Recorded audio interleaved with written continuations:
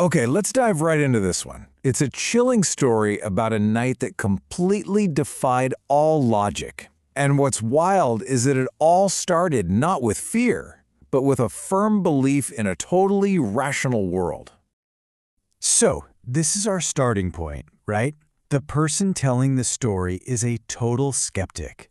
They believe in cause and effect, pure and simple. And that foundation in logic, well, that's what makes everything that's about to happen so absolutely terrifying. It's like we're about to watch their entire worldview just crumble. All right, to really get what happened here, we've got to picture the scene. We need to understand the environment. A place where our narrator was, for all intents and purposes, completely and logically alone. No question about it. So look at these details.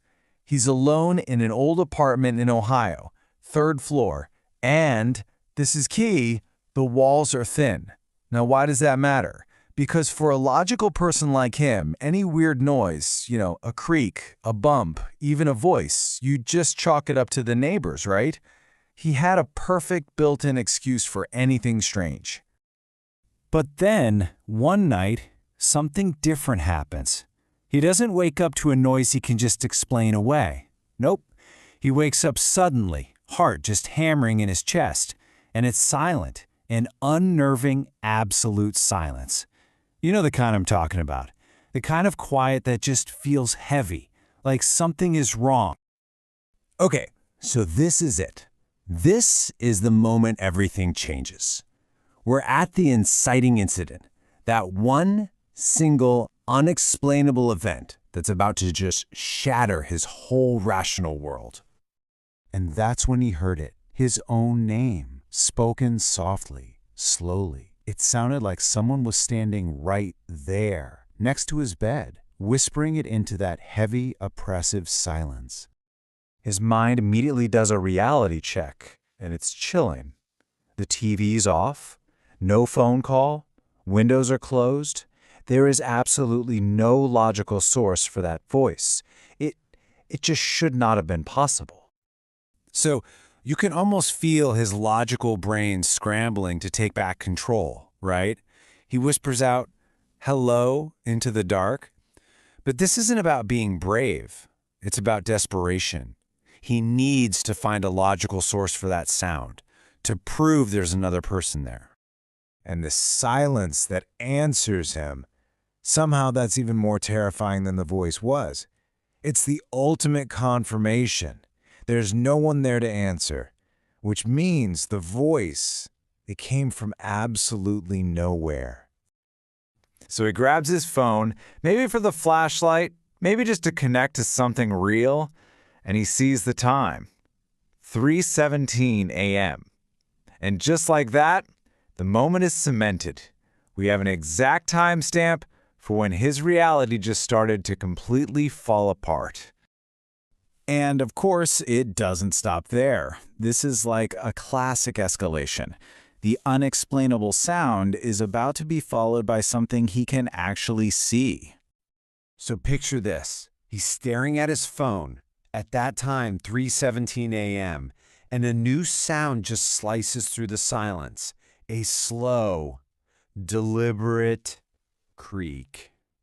It's his closet door, swinging open, all by itself. I mean, look how fast this is all happening. The terror is just ramping up. It goes from an internal feeling, that sudden wake-up call, to an external sound, the whisper, then to a physical action, the door opening, and finally, the worst part, a visual confirmation that something is in the closet, moving around in the dark. At this point, his internal conflict is it's at a breaking point. You know his rational mind is racing, trying to find anything, a draft, the house settling, whatever. But what he's seeing, what he's hearing, it's just undeniable. His greatest tool, logic, is completely failing him. And this all builds to the climax of the night, because now it's not just a presence anymore. Now we get a direct and horrifying communication.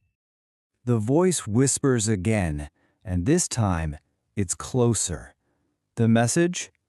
You weren't supposed to wake up. Just think about that. The implication is absolutely chilling. It means this isn't the first time this thing has been there. It suggests there's some kind of hidden nightly ritual that he was never ever supposed to know about. He passes out. I mean, who wouldn't? Maybe from fear, maybe from something else. But when he wakes up in the morning, he finds out the hard way that this was no dream. It wasn't a hallucination, because now there's physical proof. And this is just devastating for a skeptic's mind. Okay, the closet door is wide open. Maybe you could explain that away. But his name, written on the inside wall of that same closet? No way. That is tangible, undeniable proof that something was in his room. This was real. His reaction is exactly what you'd expect. It's immediate, it's decisive.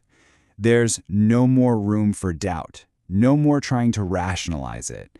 The only logical thing to do when faced with something so illogical and terrifying is to just get out. And that's exactly what he did. But here's the thing. Leaving the apartment didn't mean he left the experience behind.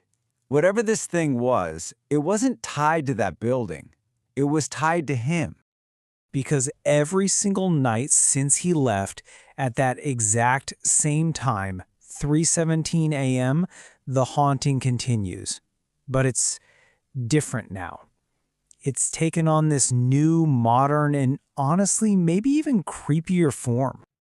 Yeah, the haunting has gone digital. It's like a silent ghost in his phone. Every night at 3:17 a.m. on the dot, his phone vibrates. But there's no message, no caller ID, nothing. It's just a phantom vibration, a reminder that carries all the weight and terror of that night. So this is his new reality. That one thing that always grounded him, logic, it's gone.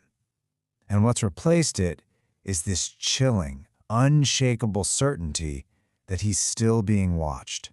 And whatever is watching him, it knows that he knows. And that's where we're left, with this final, really unsettling question. The voice is silent now. The vibration is just a reminder.